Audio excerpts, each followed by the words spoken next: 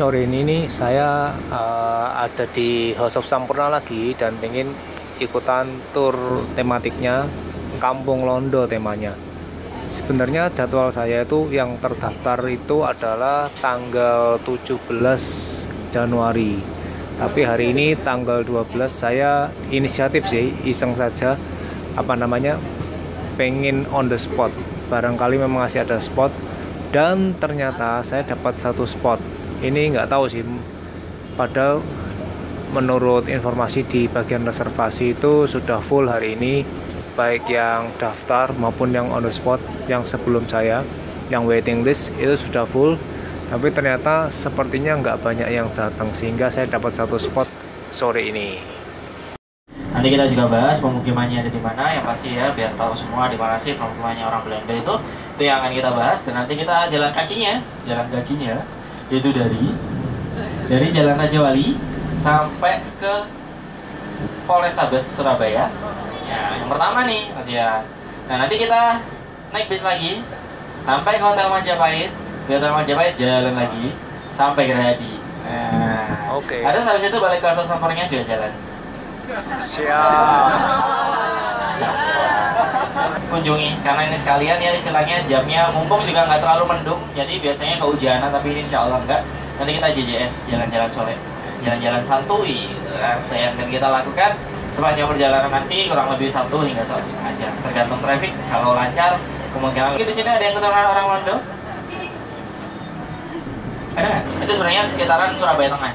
Tapi awalnya mereka dulu bermukimnya atau wilayah mereka untuk tinggal, wilayah mereka untuk mengatur sebuah wilayah itu mereka hanya di bagian utara saja. Itulah wilayah yang kita lewatin sekarang ini, sekitaran Jalan Raja Wali. Makanya kalau Anda perhatikan banyak gedung besar ya, sebelah kanan kiri dong, gedung besar, gedung-gedung tua juga. Nanti kita bahas beberapa gedung-gedungnya fungsinya buat apa aja dan fasilitasnya apa aja.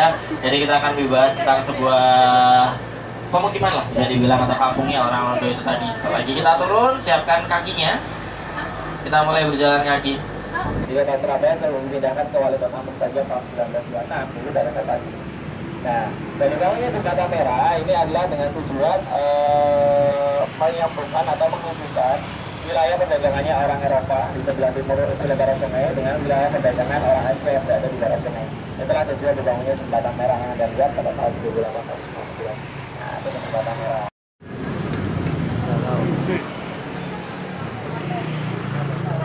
Mana? Oh, dari situ. Ya, luas sekali. Itulah keterangan cagar budaya dari gedungnya. Gedungnya dimiliki oleh sebuah perusahaan perdagangan bernama APEPI yang menjual komoditas dari Jawa dan Maluku. Nah, selain dari Jawa dan Maluku, komoditas yang banyak diambil adalah dari Kalimantan dan Sumatera, dan ada sebuah perusahaan. Ada yang tahu tahunnya tahun berapa nggak? Ini ada tahun pembuatannya.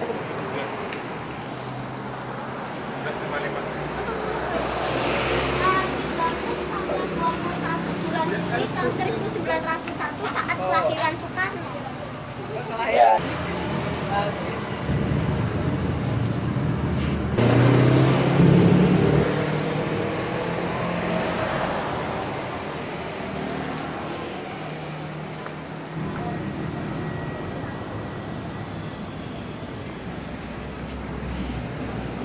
Tentunya adalah sebuah perusahaan bank dan juga perusahaan asuransi.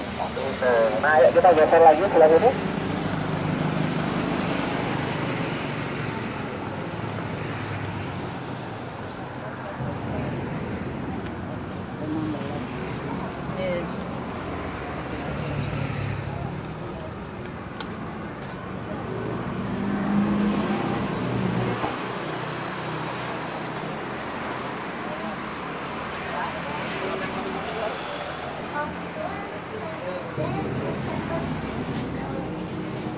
Nah, ini ada keterangan tentang arsiteknya, yaitu adalah PP Worksmaker, nama arsiteknya. Nah, terus juga perusahaan yang membangunnya namanya HBM, oleh sebuah maskapai, dan juga dibantu oleh sebuah perusahaan asuransi, mungkin tahu ya, namanya AIA, sampai sekarang masih ada. Nah, di sini ada tahun pembuatannya 7 September 1927. Nah, dulunya digunakan sebagai sebuah bank ya, kolonial bank.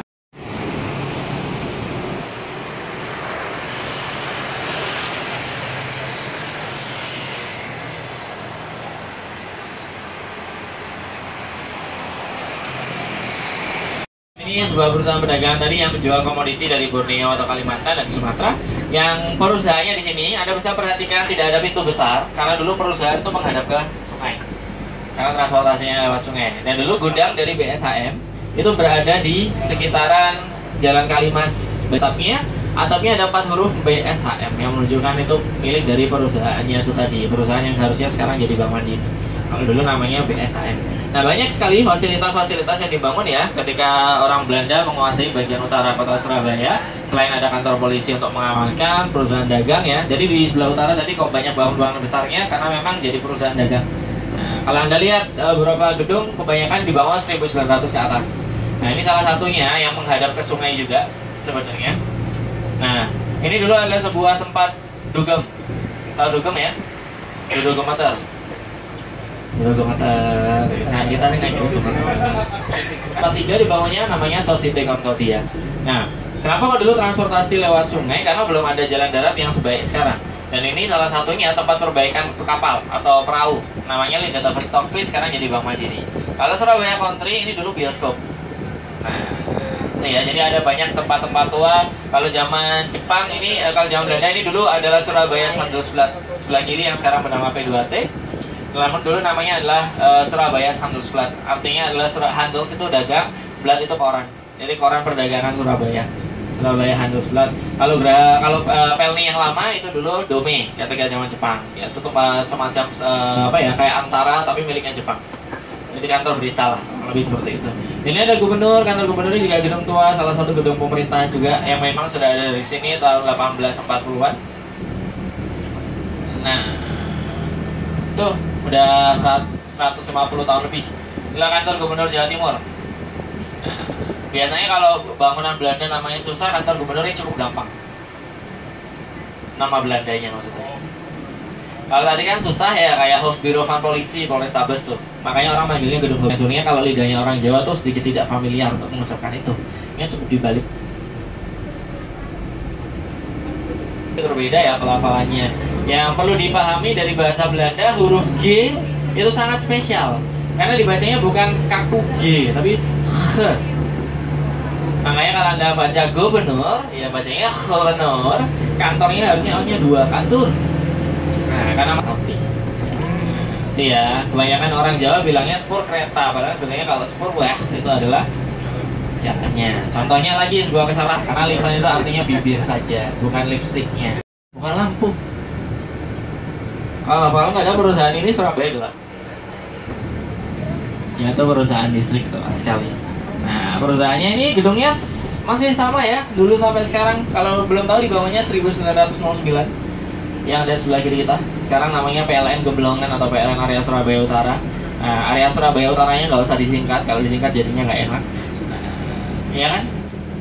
PLN Area Surabaya Utara, jangan disingkat.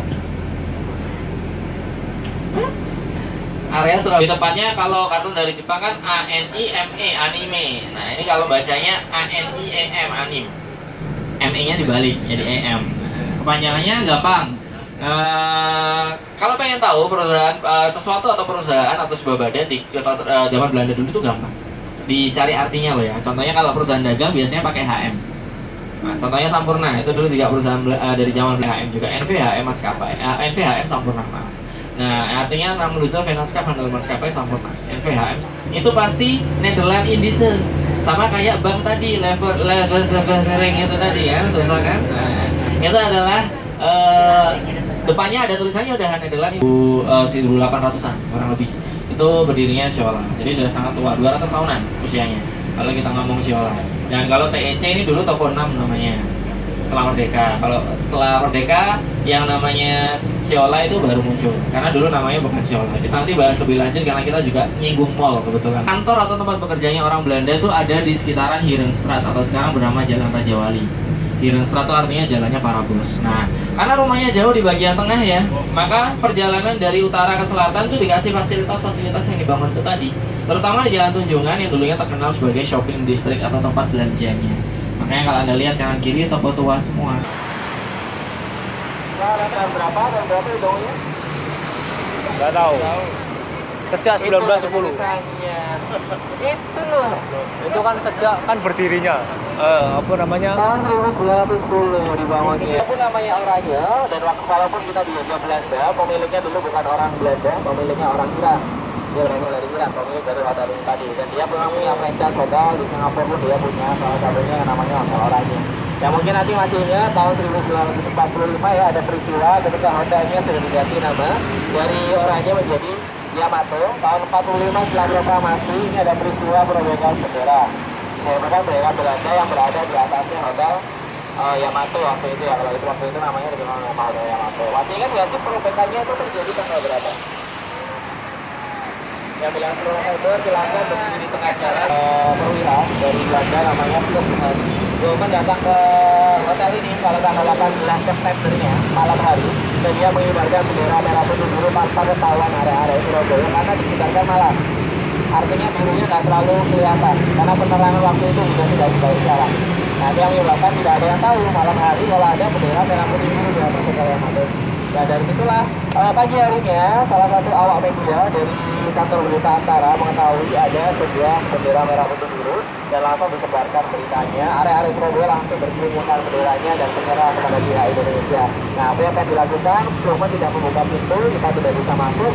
Sebelum akhirnya datang seorang perwakilan kota Surabaya bernama Residen Sudirman, bukan Jenderal Sudirman ya, Residen Sudirman, orangnya tidak sama. Dia masuk ke dalam bertemu dengan Plumman. Plumman akhirnya ngobrol istilahnya, tapi Plumman intinya adalah si Residen Sudirman minta Plumman menyerah, turunkan benderanya kalau pengen hidupnya selamat. Itu yang diminta oleh Residen Sudirman. Bukannya disambut dengan baik, Plumman menodongkan senjata ke arah Residen Sudirman, sehingga akhirnya terjadi sebuah konflik di dalam yang nanti akan melukai ajudannya Residen Sudirman dan menewaskan Plumman. Setewasnya Plumman, area Surabaya yang tidak bisa dibendung lagi naik ke atas. Tujuan awalnya dia ingin mengganti bendera birunya jadi merah dan putih. Sebuah peristiwa yang terjadi rumah dinas Gubernur Jawa Timur. Nah, jadi rumah dinas Gubernur Jawa Timur ini dulunya milik seorang Belanda. Belanda ini orangnya namanya Mahfud Rob namanya, yang memiliki gedung ini, dan gedung ini juga dijuluki dengan julukan Twin House atau rumah kembar. Nah, dia punya kembaran, tahu nggak kembarannya di mana? Di baliknya. Yang atapnya coklat. Dalam. Oh. Ya, tapi agak sedikit ke sana nanti kelihatan. Kalau kita jalan ke tempat penjemputan bis, nanti kelihatan nggak bangunannya. Itulah bangunan yang kenapa kalau dibilang dengan nama Twin House, karena rumahnya kembar. Itu versi mininya Gerahadi. Nah, itu ya. Kalau Gerahadi, kalau belum tahu juga nih yang Anda lihat sekarang adalah pintu belakang. Karena pintu depannya yang asli yang menghadap ke Senen. Nah, makanya kalau Anda perhatikan bangunan-bangunan kota Surabaya itu ada yang tidak ada pintu besarnya di pinggir jalan. Jadi gampang, kalau pengen tahu bangunannya dibangun tahun berapa, itu tinggal lihat. Kalau terutama pintunya menghadap, pintu utamanya menghadap ke jalan, berarti dia dibangunnya tahun 1900 ke atas. Tapi kalau ternyata pintunya menghadap ke sungai, kurang lebih 1900 ke bawah. Itu gampang, kalau pengen tahu kurang lebih tahun dibangunnya tahun berapa, tinggal lihat aja. Nah, salah satunya berarti yang bisa dilihat bahwa dia dibangun tahun 1900 ke bawah, karena sebenarnya pintu depannya menghadap ke dermaga. Karena dulu jalur transportasi utama lewat dermaga, kecuali setelah diadakan jalan raya oleh Dendels yang mulai dibangun per tahun 1810 oleh Dendels, itu banyak sekali jalan-jalan raya. Dan nanti akhirnya beberapa bangunan yang awalnya pintu belakang ini ada di belakang itu akan jadi di jalan jadi pintu depan. Salah satunya ini, jalan lagi berani. Dan dulu pintu belakang ini menuju ke sebuah lapangan untuk bermain kuda atau balapan kuda. Dan sebenarnya tidak sekecil ini ya, sampai ke Taman Alsari. Jalan ini nggak ada. Jadi anggap aja jalan simpang itu belok sana, motor. Itu ada belokannya tadi. Ya. Nah, ke situ. Jadi dulu ini belum ada jalannya dan ini jalan satu taman. Miliknya Taman Alsari. Kandang kudanya sekarang jadi kantor pos sama SD. Oh. Dari bayangkan ya bentuknya kayak apa, rumah yang dimiliki oleh Sultan Hasanuddin tadi. Oh, berarti ada patung dari seorang pahlawan di sebelah sana, Gubernur Surya. Nah, mungkin kalau Anda tahu pertempuran 10 November yang pidato cuma Bung Tomo, sebenarnya Gubernur Surya sudah berpidato, walaupun tidak seterkenal Bung Tomo itu tadi. Nah, makanya saya bilang ketika orang ditanya pahlawan 10 November siapa Bung Tomo, padahal tidak hanya Bung Tomo itu masalahnya. Nah, orang pasti bilangnya Bung Tomo saja. Jadi ternyata Gerahadi ini adalah rumah dinas Gubernur Jawa Timur. Awalnya sih saya pikir karena ini jauh lebih besar, jauh lebih gede dibanding kantor gubernur. Saya pikir ini awalnya adalah kantor gubernurnya, tapi ternyata ini hanyalah rumah dinasnya. Tapi yang benar-benar dipakai untuk rumah dinas itu infonya sih yang rumah kembarnya, bukan yang bangunan ini. Kalau ada acara kenegaraan atau acara-acara penting yang menyangkut tugas gubernur mungkin ya, baru bangunan inti ini yang besar ini baru digunakan.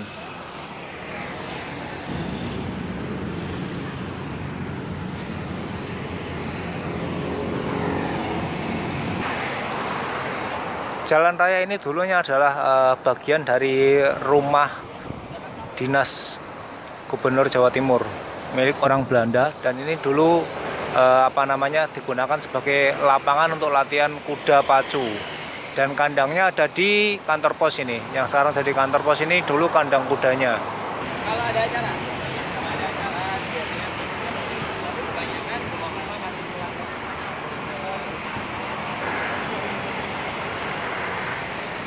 nama Societe Concordia, setelah di sini dikenal dengan nama The Simpangse Societe.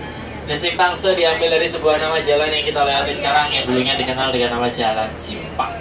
Itulah kenapa, karena gedungnya berada di Jalan Simpang, akhirnya bangunannya dikenal dengan nama The Simpangse Straat. Dan di sini pun dulu juga ada rumah sakit yang namanya juga sama, CBZ Simpang. Nah, yang ada di sana ya. Nanti kita bahas lebih lanjut. CBZ Simpangnya kalau udah membahas sebuah mall. Kita lihat harapan sapi ya di sini. Ya, karena kalau Anda ke kiri, Anda tembusnya ke Kayun, kalau ke kanan tembusnya ke Tunjung. Emang ya, jadi emang. Jadi contoh-contoh rumah Belanda itu sebenarnya simpel, jarang yang berlantai 2. Pada umumnya berlantai 1. Sangat jarang sekali. Tadi bahwa Anim juga membuat sebuah gardu listrik ada di sebelah kiri ya, yang kecil nih. Tuh yang mana yang kuning? Itu gardu listrik dari zaman dulu, dari zaman Belanda. Salah satu gardu listriknya Anim. Nah, salah satu gardunya juga ada di Jalan Keraton yang dikira itu adalah gerbang masuk gardu listrik PLN. Nah ya, ada juga di situ. Banyak orang yang salah mengira semacam itu masuk ke dalam sebuah keraton Surabaya, tapi nyatanya itu juga gardu listriknya Anim. Nah, itu juga salah satu gardu listriknya Anim. Disewakan itu ada banyak sekitar sini. Akan lebih banyak kalau Anda lurus ke Darmo, masuk genggang kanan kirinya tuh wah, banyak sekali bangunan-bangunan rumah-rumah Belanda. Memang sangat bagus, tapi harganya juga bagus. Bahkan saking bagusnya, kalau Anda main-main ke Darmo, masuk ke jalan-jalan kecilnya itu tadi, kebanyakan rumah Belanda tersebut jadi kafe. Coba kasih tahu kalau saya jadi kafe semua. Banyak rumah Belanda.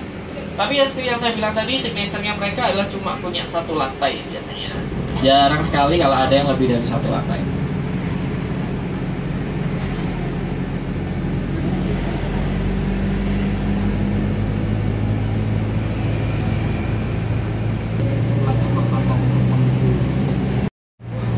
Sampingnya ini nih, Crown Prince. Ini ada rumah air sebenarnya.